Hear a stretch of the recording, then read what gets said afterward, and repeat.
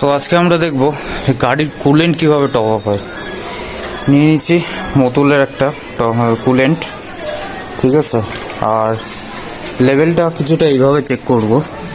এখানে দেখছো দুটো দাগ আছে, এটা হচ্ছে মিনিমাম, এটা হচ্ছে ম্যাক্সিমাম।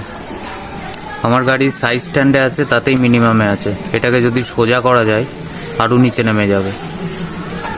সো জাস্ট কিচ্ছু না, খুবই সিম্পল। এখানে এই ক্যাপটা ওপেন করতে হবে। ক্যাপটা ওপেন করার পর এটা ওপেন হয়ে গেল।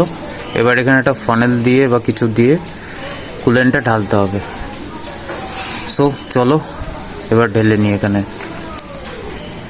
সো গাড়িটাকে কিছুটা আমি এইভাবে হেলিয়ে নিয়েছি, এখানে মাইক্রোফাইবার ক্লথ দিয়ে যাতে স্ক্র্যাচ না পড়ে।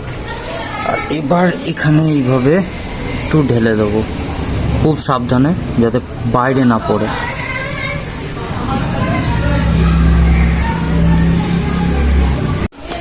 সো আমার কুলেন্ট টপ আপ এখানে কমপ্লিট, দেখতে পাচ্ছ ম্যাক্সে চলে এসছে।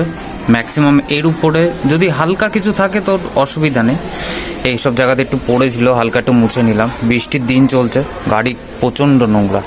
তো এবার ক্যাপটা আটকে দিতে হবে ভালো করে, যাতে খুলে না বেরিয়ে আসে। একটু ভালো করে টাইট দিয়ে দাও। So yes, your coolant top up is completed by yourself. গাড়িটা আমার মোটামুটি এখন সোজাই আছে, হালকা একটু বেঁকানো আছে। সো হয়তো সোজা করলে আর একটু হালকা উপরে যাবে, সো তাতে প্রবলেম হবে না। এই ধরনের ইউজফুল টিপসের ভিডিও যদি আরও দেখতে চাও তাহলে আমার পেজটাকে ফলো করে দিও, আর ভিডিওটাকে একটা লাইক করে দিও। জানি করবে না, তাও বললাম। তো চলো বাই, পরে আবার একটা ভিডিওতে দেখা হবে।